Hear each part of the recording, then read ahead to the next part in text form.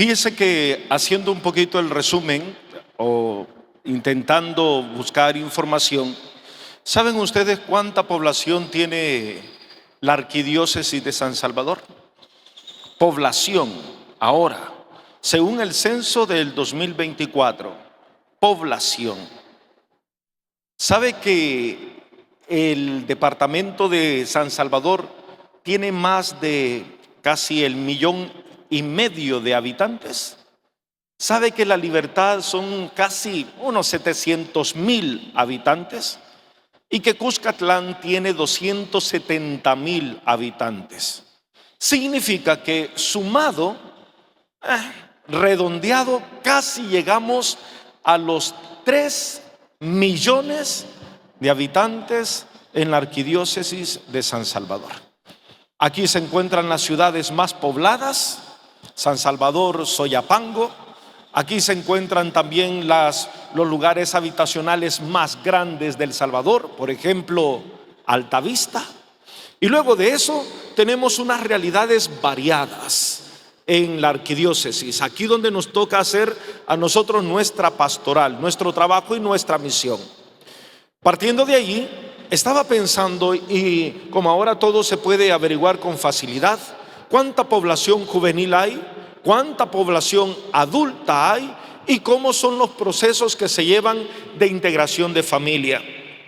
¿Y sabe qué? Uno se queda sorprendido, porque aunque la realidad nos está golpeando, y esto hay que tenerlo presente, la realidad nos está golpeando, no siempre del todo reaccionamos ante esta realidad.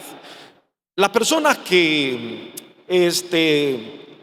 nacimos en los años 70, estamos añorando y estamos como repitiendo con demasiada frecuencia esa expresión: cuando nosotros éramos, cuando nosotros estábamos, cuando nosotros hacíamos. Y eso que tengo 50 años, oye, tengo 50 años.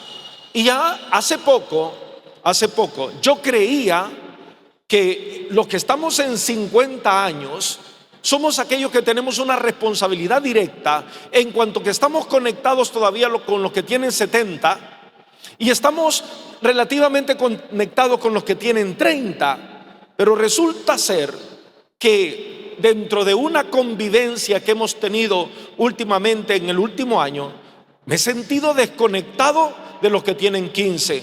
A los que tienen 15 ya ni el lenguaje es el mismo que el mío, ni las cosas que les gustan son las mismas, ni los intereses son los mismos. Y estos muchachos que tienen 15 años tienen una forma de ver el mundo tan distinta a mí, y eso que soy sacerdote, se imagina, y que estamos tratando de generar conexiones. Y yo digo, es que ¿cómo harán los padres de familia? ¿Cómo hará la abuela que les ha tocado cuidarlo?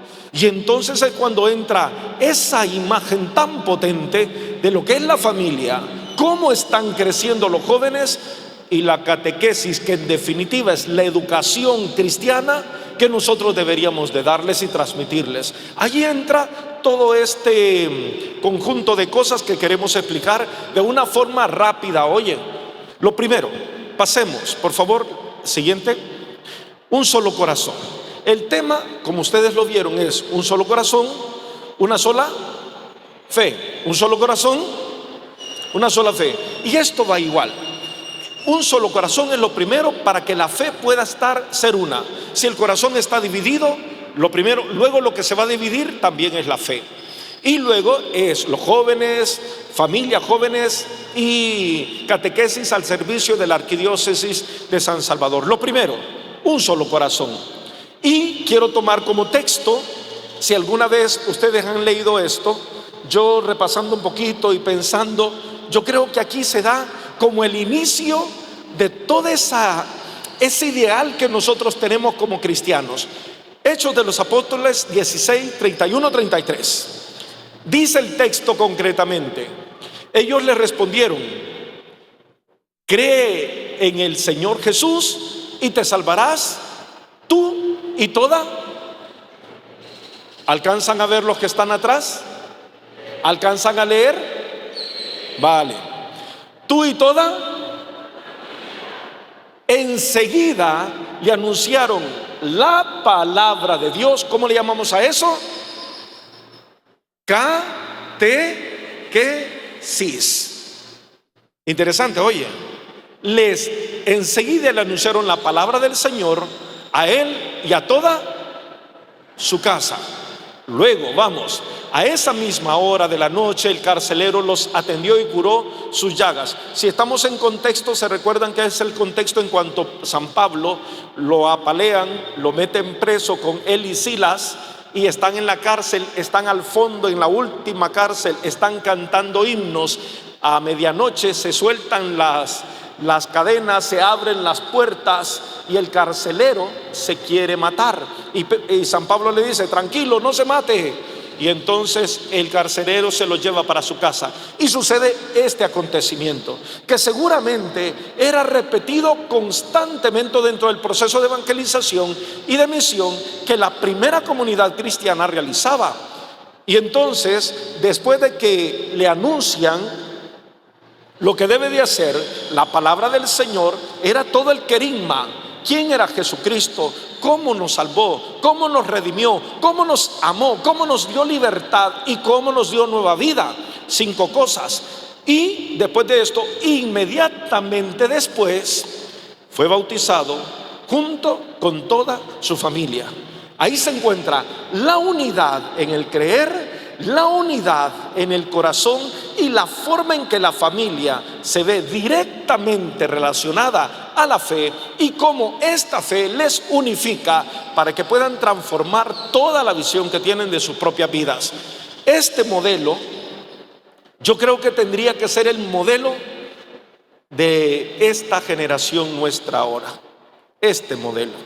¿Y cómo hacemos? ¿Cómo hacemos? ¿Qué ha sucedido? Siguiente.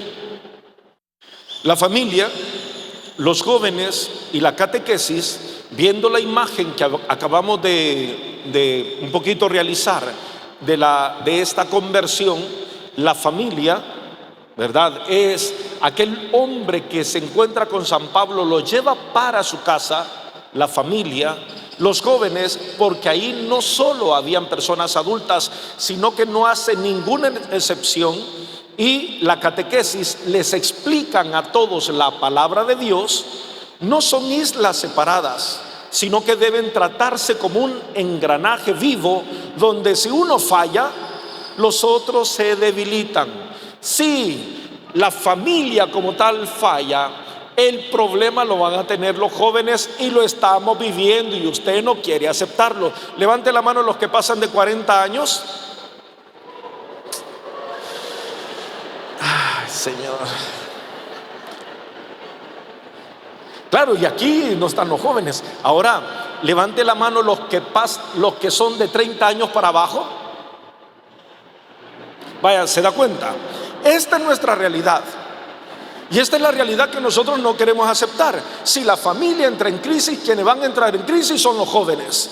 Si la catequesis entra en crisis, quienes no van a tener las herramientas necesarias es la familia. Y si la familia no tiene las herramientas necesarias, quienes van a sufrir son los jóvenes. Si los jóvenes no entran a la catequesis, van a formar familias desintegradas, van a formar familias frágiles, porque la fe es lo que sostiene y lo que ha sostenido durante tanto tiempo a las familias a lo largo de toda la historia. Siguiente. Entonces, tenemos que darnos cuenta de esto. Los jóvenes, la catequesis y la familia tendrían que ser un engranaje donde se aprenden los primeros conocimientos de la fe. En la familia, y solo me acuerdo cuando la oración que me enseñaba mi madre, aparte de el Padre Nuestro y el Ave María, porque el credo me lo enseñaban en la catequesis, en la parroquia, pero es el ángel de la guarda. Ángel de mi guarda, dulce compañía, no me desampares, ni de noche ni día. ¿Y por qué tenía que rezar yo? Porque si no, en la noche tenía pesadillas. Y para garantizar que no iba a tener pesadillas, mi mamá me decía: rece para que no tenga pesadillas. Y era tan clavado que la oración me ayudaba a controlar la forma de dormir, que yo le creía a mi madre. Pero se transmite el conocimiento desde la familia, y esto me va generando en mí una confianza en Dios para demostrarla en mi proceso de juventud. Entonces tengamos presente que los jóvenes, la catequesis y la familia no están solo en una isla por ahí también ellos tres, sino que tienen que estar en función de la sociedad, en función de las transformaciones sociales que estamos teniendo, y que el gran reto que tenemos hoy es cómo mantener a los jóvenes dentro de la fe, las familias integradas para que los jóvenes crezcan en un ambiente de fe y que la catequesis les pueda dar respuestas a sus preguntas, a veces existenciales, para enfrentar el mundo a los que ellos en el que tienen que vivir ahora. Siguiente. Entonces, ¿se imagina usted? Quiero que visualice desde el año 50, pongo el año 50 porque es más o menos cuando se dio el acontecimiento del carcelero, creo que fue un poquito después, ¿verdad? Pero lo pongo en ese año para que sea un año redondo, ¿verdad? Después del concilio de Jerusalén. En el año 50, ¿qué ha sucedido? ¿Qué ha pasado en su familia? ¿Qué ha pasado con los jóvenes? ¿Y qué ha pasado con la catequesis desde aquel acontecimiento en que el carcelero se lleva a Pablo y a Silas para su casa? Les explican la palabra de Dios a él y a su familia, tienen un compartir y se curan las heridas, y luego de esto toda la familia es bautizada para que en el bautismo pueda darle unidad a la fe y puedan tener un mismo sentir y un mismo corazón. ¿Cómo hacer? Y este es para que esto de un solo corazón pueda ser una realidad. Entonces, yo quiero hacer un recorrido, y esta es de las cosas que a mí más me interesa, porque nosotros, le vuelvo a repetir, cuando nosotros estamos hablando, los que tenemos 50 años, estamos hablando de cómo vivimos en los 80, estamos hablando de una realidad totalmente distinta, pero añoramos el hecho de que salíamos a la calle, el hecho de que jugábamos chibola, el hecho de que encumbrábamos piscucha, el hecho de que solo teníamos un par de zapatos para ir a la escuela y que se nos rompía, se nos arruinaba, teníamos que seguir con eso, el hecho de que solo teníamos un pantalón, el hecho de que no teníamos televisión y que cuando queríamos ver televisión nos teníamos que ir donde el vecino que tenía pisto para pedirle permiso para ver lo único que había. ¿Y qué había? ¿Cuántos canales teníamos en 1980? ¿Cuántos canales habían? 3 canales, oye, 3 canales. ¿Y cuántos canales tiene ahora usted? Es que no, yo quiero que se dé cuenta de algo.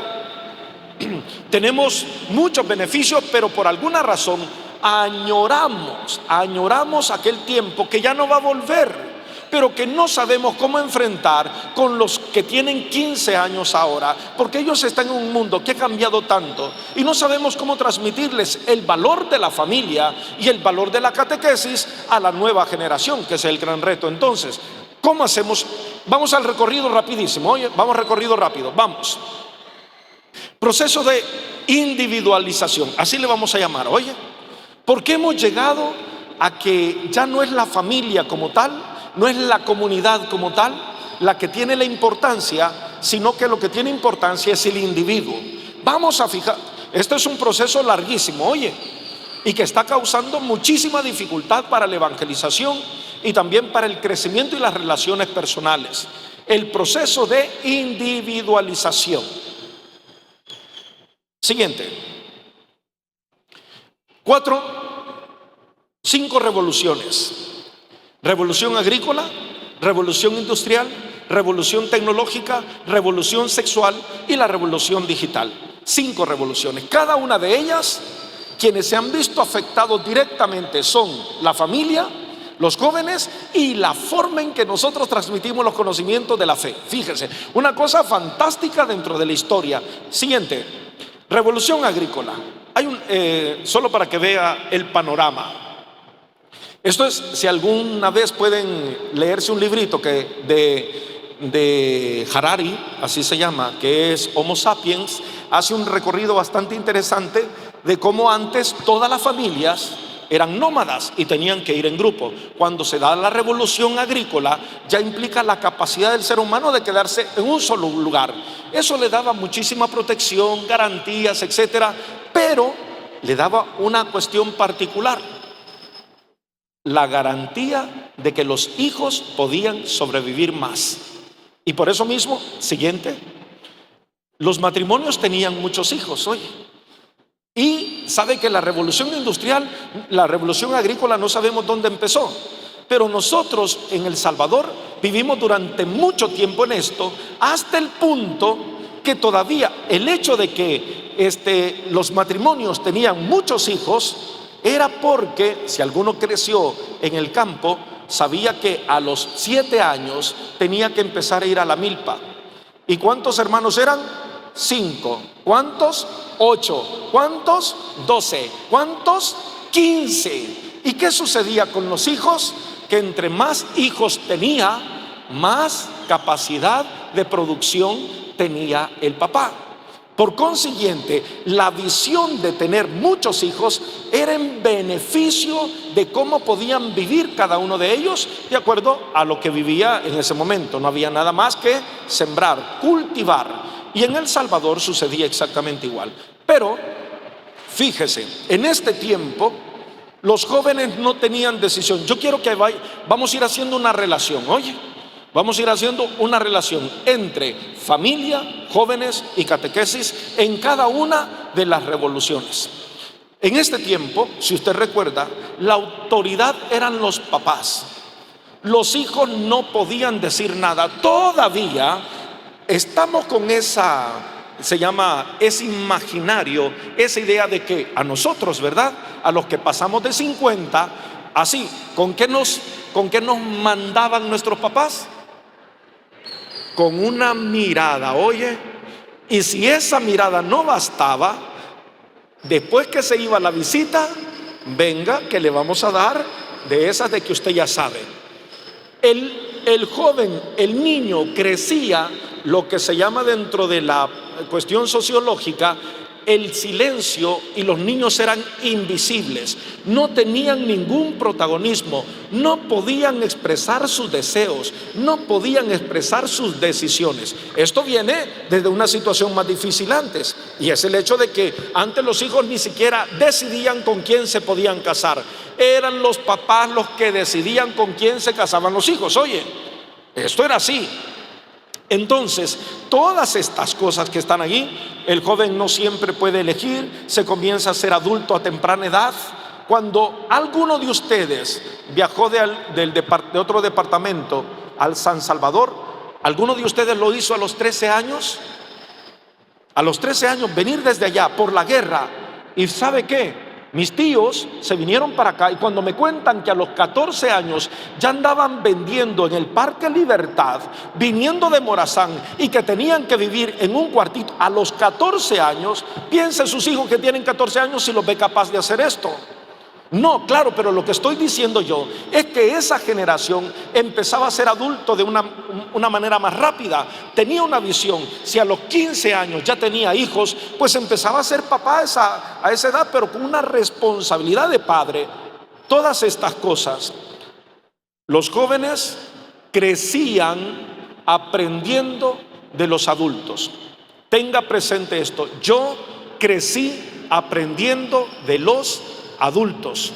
Los adultos me enseñaban, y por eso, si nosotros estábamos en la catequesis, los primeros que nos enseñaban la catequesis eran nuestros padres, y luego nos mandaban a la iglesia para que aprendiéramos la catequesis. Así funcionaba. Y era un ciclo en el que no había tanta diversidad.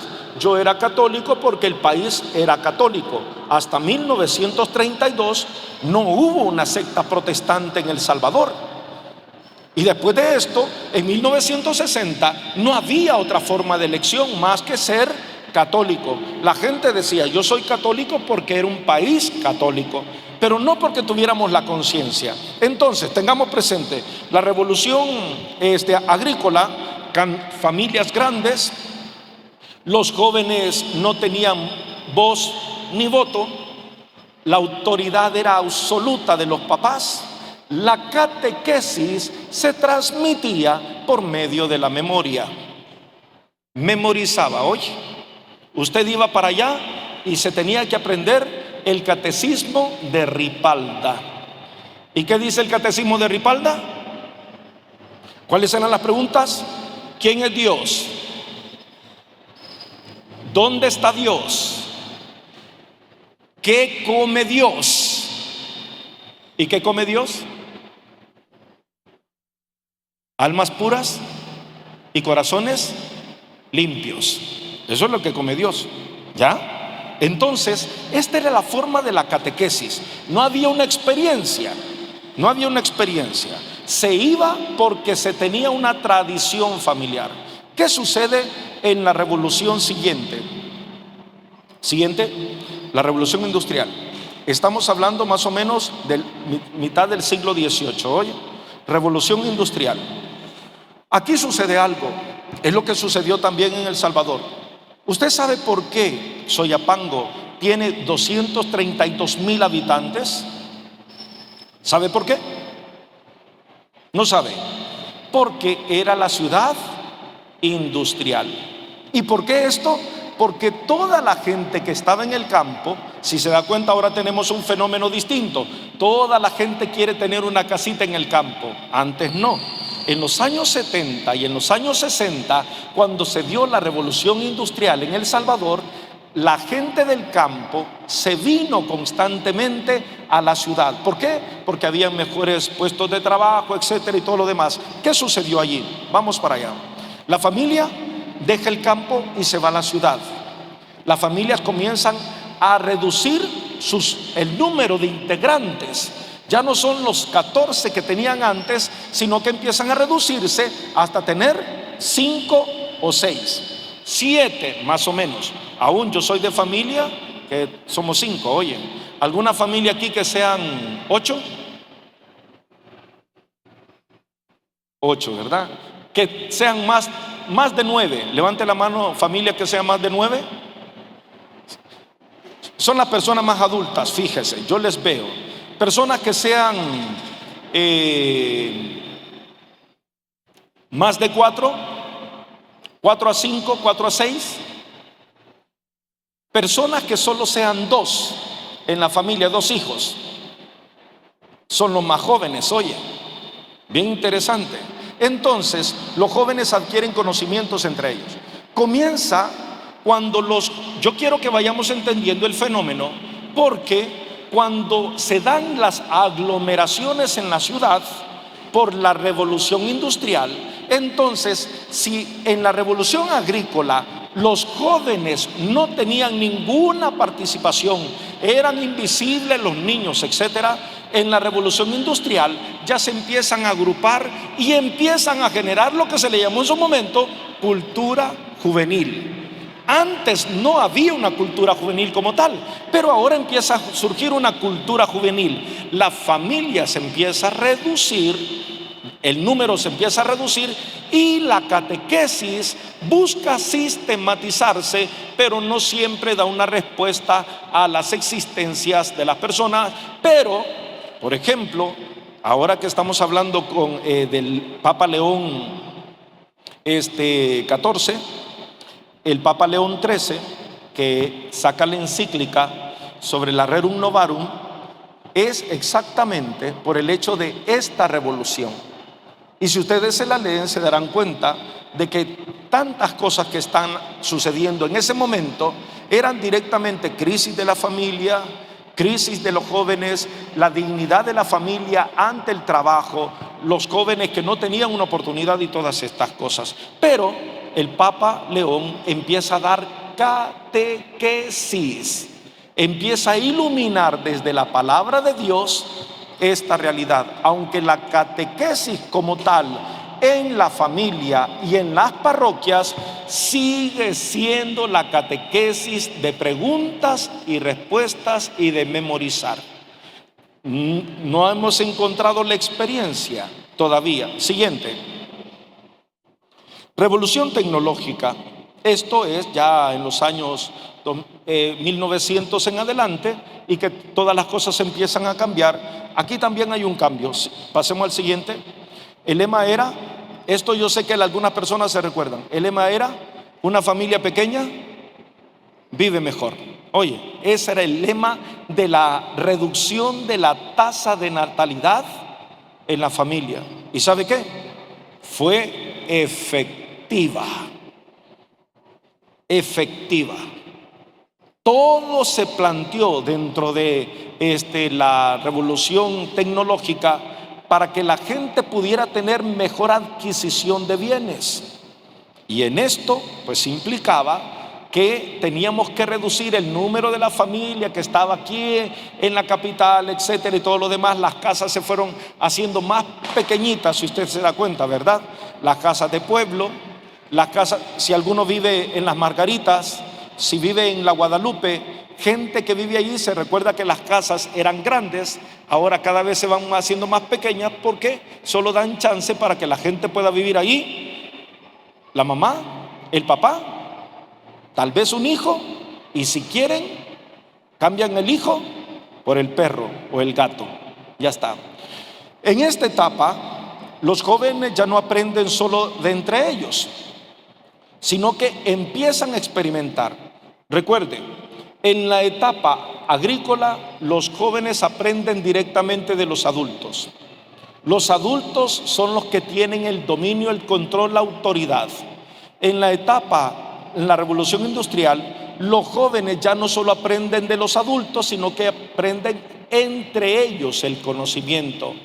En la etapa tecnológica, los adultos se van quedando atrás y los jóvenes ya no buscan a los adultos para aprender ni las experiencias ni los conocimientos. Y ahora se imaginan en la etapa en la que estamos. Entonces, las atracciones y diversiones se diversifican y ya no solo son para la familia, sino que son para los adultos y para los jóvenes. Se divide el grupo. Antes la familia salía en grupo, entonces empiezan a salir en grupos específicos.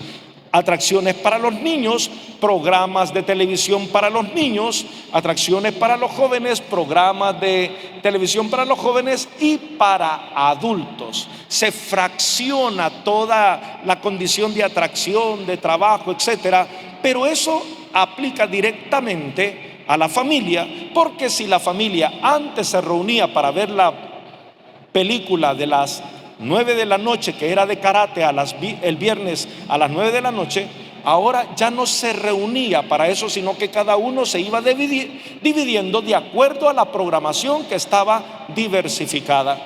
La unidad familiar ya no es tan visible. La catequesis comienza a estructurarse, pero de una manera bastante frágil, porque seguimos en el esquema que tenemos que aprender algo para luego llegar a un sacramento. Así nos hemos mantenido. Siguiente, la revolución sexual de los años 60. Esto, yo no sé si usted se da cuenta, pero empezó el proceso de individualización, fue tan potente porque el sexo se desligó de la procreación. Y si se desligaba de la procreación, lo que se iba fragmentando también era el valor propio de la persona, el compromiso ante el matrimonio y por consiguiente el deseo de tener hijos. Esta generación empezó a tener una visión distinta de lo que es la familia, de la libertad de los jóvenes, porque la mayoría de ellos eran jóvenes. La libertad ya no dependían de los valores, de las experiencias, del conocimiento, ni de la religiosidad de los adultos, sino que ellos quisieron hacer una ruptura en cuanto a los valores que se precedían antes de los 50 a los valores que los jóvenes querían practicar. Yo sé que la mayoría de nosotros quizás no pasó esto, pero nos sigue afectando el hecho de que se viera a la relación sexual, el deseo, como algo totalmente libre y sin ningún control. Y entonces hasta ahorita tenemos una consecuencia bastante grande. ¿Qué sucedió en los años 60? Fíjese que esto nos llegó un poquito revuelto porque ya se había dado el Concilio Vaticano II, y por primera vez, después del Concilio Vaticano II, se decidió organizar la catequesis para que nosotros pudiéramos tener un compendio. De ahí surgió la idea de hacer un catecismo de la Iglesia Católica. Antes de esto no había. Y empezaron a formarse desde 1971 en adelante lo que llaman los directorios generales de catequesis hasta 1971. Oye, el último directorio nacional salió en el 2021. Salió el último directorio nacional de catequesis. ¿Se imagina usted? Yo quiero que se dé cuenta de nuestra realidad cristiana. La familia está siendo desintegrada. Los jóvenes están siendo extraviados, y la catequesis, nuestra realidad, no había cambiado. No daba un paso para ir enfrentando todas estas revoluciones. Y al final, vamos ahí, se altera el concepto de la procreación, se altera el concepto de matrimonio, las libertades individuales se desarrollan, liberación de la mujer, los jóvenes rompen con los valores familiares, la catequesis se fortalece con el Concilio Vaticano II. Son cosas que están ahí. Siguiente, porque si no nos vamos a atrasar mucho. La revolución digital, en lo que estamos ahora. Por ejemplo, hace 15 años, a ustedes no se les ocurría estar con un teléfono en las manos. Ni se les ocurría. Pero es que se da cuenta de que la revolución digital nos ha cambiado por completo. Si veníamos de una desconexión desde la familia, de una desconexión con los jóvenes, de una condición precaria de la catequesis, ahora ¿cómo hacemos? Con todo esto que tenemos enfrente, con toda la tecnología, con toda la facilidad, hoy más que nunca tenemos los documentos. Imagina usted, en 1980 decía el Papa Juan Pablo II, vamos a sacar la catequesis. ¿Cuál? Familiaris Consortio, sobre la familia. Muy bien. Y sacaba ¿cuándo nos llegaba a nosotros la catequesis aquí?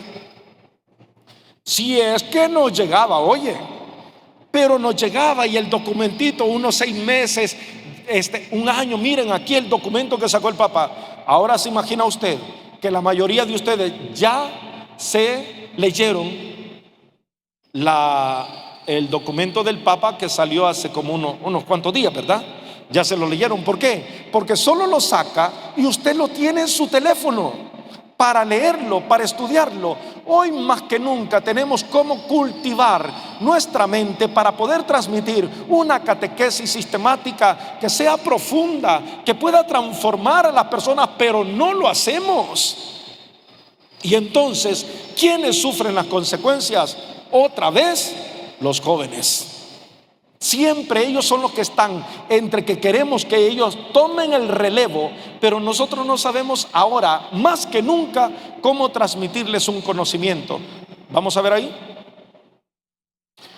Realidades familiares diversas. Oye, pareciera que no, pero las realidades familiares son tan diversas, y por eso cuando hemos hablado de la pastoral familiar, queremos hacer hincapié que ahora las realidades de la pastoral familiar ya no solo estar pensando en el papá, en la mamá y en los 2 hijos. ¿Cómo hacemos para pensar en una realidad familiar distinta, en que está la abuela con sus 2 nietos, en que está la hija porque es madre soltera viviendo con su mamá, y está también el tío viviendo allí en la casa? ¿Qué esa realidad? Porque tenemos el ideal de familia, lo tenemos, pero este ideal de familia parece que se va difuminando cada vez más, y tanto así ha llegado tal punto la individualización que ahora generar comunidades. Sabe que en los años 80, yo sé que la mayoría de ustedes que está dentro de la iglesia y la parroquia y todo lo demás se dan cuenta de esto. En los años 80, cuando se empezaban a hacer los retiros, y sobre todo en los años 90 con el sistema integral de la nueva evangelización, luego con la renovación carismática, luego con encuentros conyugales, con todos ellos, ¿se recuerdan qué cantidad de gente iba a cada retiro? en los años 90, es que teníamos 100 jóvenes, 200 jóvenes, 300 personas. ¿Y sabe qué? La mayoría de ellos quería formar comunidad, y la mayoría de las personas adultas mayores que están aquí son fruto de esos procesos y que todavía siguen en la iglesia. Pero pregúntele a sus nietos, pregúntele a sus hijos, si es que a las 6 de la mañana en la parroquia donde estoy, ahí en la parroquia, cuánta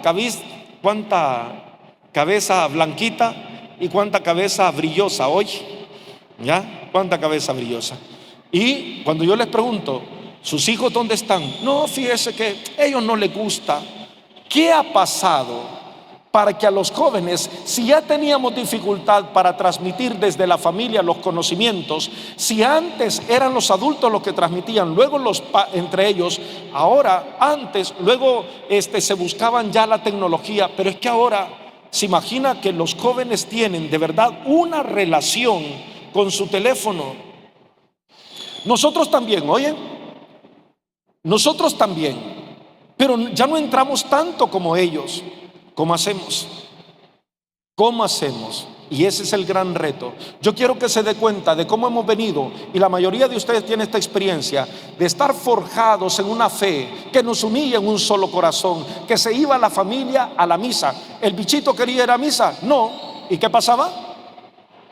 Hay que ir, oye, hay que ir. Ya, ahora no. ¿Y por qué no vino a misa usted? ¿Por qué no fue a misa el domingo? Ay, viera que mi hijo de 4 años, es que no se quería levantar y no lo que. Qué duro, ¿no? ¿Qué hacemos? Vamos, Papa Francisco, la revolución espiritual. Esto es lo que nos hace falta hoy. Y para que haya una revolución espiritual, lo siguiente, tenemos que cambiar este esquema. Oye, y este esquema lo estamos diciendo, tenemos que cambiarlo. Por favor, si realmente nosotros queremos cambiar la sociedad en la que vivimos y la familia en la que vivimos, el papá que está aquí debe de tener una experiencia de Dios y no solo un conocimiento de Dios. No es solo porque vaya a misa el domingo, como decía San Óscar Arnulfo Romero, que tenemos el domingo, ¿verdad?, que vamos a misa, pero tenemos una semana de paganos. No transmitimos una experiencia con los sacramentos, y luego la mayoría de nosotros se considera bueno, oye, que eso es lo que andamos buscando. Nos confesamos una vez a la semana, una vez al año, y cuando a la persona se le pregunta, ¿sabe qué? ¿Se quiere confesar? No, padre, si yo no peco, yo no tengo tanto pecado. ¿Se imagina si le pregunto a la esposa si el esposo tiene pecados? La esposa tiene una lista que no cabe, oye, la esposa, porque está viendo el defecto. Mire, de verdad, la siguiente, y quizás con esto tendríamos que entender todo. Cada uno de nosotros tiene que partir desde la experiencia de Dios para que la familia pueda ser familia en un solo corazón y una sola fe. Porque si no partimos desde la experiencia, el conocimiento nada más no le va a ayudar a los jóvenes. Oye, los jóvenes tienen dónde perderse hoy más que nunca, solo porque no tenemos el tiempo. Pero es que yo sé que los sacerdotes que están aquí se dan cuenta de que los jóvenes ya no se identifican como en el 2010, que estaban LGTBI plus más y todo lo demás. Vieran los bichos de ahora. Los bichos de ahora que tienen 15 años me hablan de poliamor, me hablan, oye, de poliamor. 15 años. Y que ya son relaciones, como ellos le llaman, ya no son solo ni topes, sino sé qué, si son relaciones abiertas. Estás conmigo porque nos gustamos, pero no tenemos ningún compromiso. ¿Cómo hacemos para que la experiencia de Dios sane los corazones? ¿Cómo hacemos? Mire, yo estoy convencido ahorita, si nosotros no partimos desde la experiencia de Dios, no vamos a poder sanar nuestras familias. Y nuestras familias van a seguir repitiendo los patrones conductuales que traen arrastrando de generaciones. la mamá que quedó embarazada, la hija que queda embarazada, la nieta que queda embarazada, que no logran sostener un matrimonio, que los hijos, los jóvenes crecen sin papá. Viera el grupo de monaguillos que tengo en la parroquia, a veces son un poquito crueles entre ellos, porque de todos los varones que son como unos 15, solo uno tiene papá. De ahí todos los demás han crecido sin papá. Y para el día del padre son crueles. Le dice, anda a felicitar a tu papá. Le dice, sí, como vos a la tumba lo vas a visitar, ¿verdad? Sí, como está con otros hijos y no te hace caso a vos, por eso me estás diciendo esto. Y cosas así. Pero cada uno de ellos anda buscando una respuesta, anda un vacío en el corazón, que ¿sabe qué? No siempre se los podemos llenar. Y la familia, como está ahora, es que de verdad no siempre va a dar una respuesta a las cuestiones existenciales, las soledades. Mire, están hiperconectados los jóvenes, pero están tan solos. Yo creo que nunca habíamos tenido una generación de 15 años que pensara tanto en matarse. Oye, en matarse.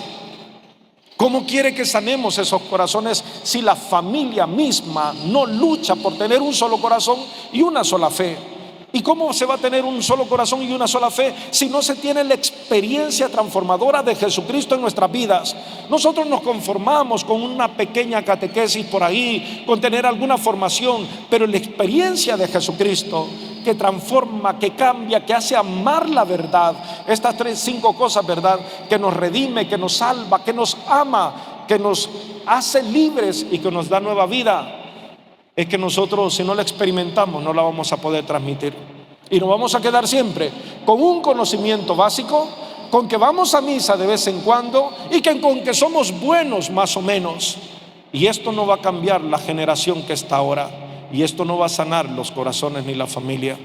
Así es que necesitamos, por favor, sanar la familia, comprender a los jóvenes en su existencia y enseñar desde la experiencia del encuentro con Jesucristo. Si no lo hacemos así, sépalo, vamos a ir en un declive en que la generación que está ahora va a seguir con todo el deseo de no tener hijos, de no formar familia, de tener mejor un perro, y luego de eso nos vamos a quejar porque no vamos a tener comunidades en la parroquia, porque la parroquia es un conjunto de familias que genera comunidad. Pero si afuera ya no hay familias, ¿quiénes van a ir entonces a la iglesia? ¿Quiénes van a bautizar a sus hijos? ¿Quiénes se van a casar y recibir el sacramento del matrimonio? Pensémoslo, oye, y pensémoslo bien. Estamos en un punto crítico, pero también yo pienso que estamos en un punto de resurgir, en que la gente anda buscando verdaderamente a Dios, y usted y yo necesitamos asumir ese compromiso de que hemos sido transformados por Cristo. Por eso su familia está siendo transformada. Por eso podemos dar un ejemplo a los jóvenes de cómo seguir a Jesucristo. Y por eso la experiencia que podemos tener puede ser genuina para cambiar el mundo en el que vivimos por el amor que Jesucristo nos ha manifestado.